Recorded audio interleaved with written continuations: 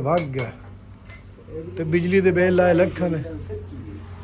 ਬਿਜਲੀ ਨਾਲ ਤਾਂ ਜੀ ਚੰਗੇ ਵੱਡੇ ਵੱਡੇ ਕਾਰਖਾਨੇ ਬੰਦ ਹੋ ਗਏ ਜੀ। ਸਾਨੂੰ ਚਾਹੀਦੀ ਮੈਂ ਅਸੀਂ ਤਾਂ ਬਿਜਲੀ ਦੇ ਬੁਆਰੇ ਸੀ, ਬਿਜਲੀ ਵਾਲੇ ਵੀ ਹੁਣ ਥੱਕੇ ਪਏ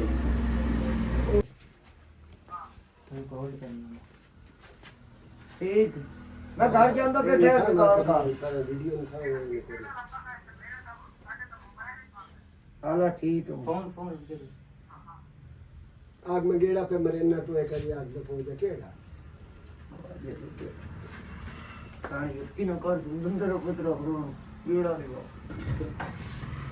कनो मोदी मो एटा मत ले जाओ ये कुछ नहीं आ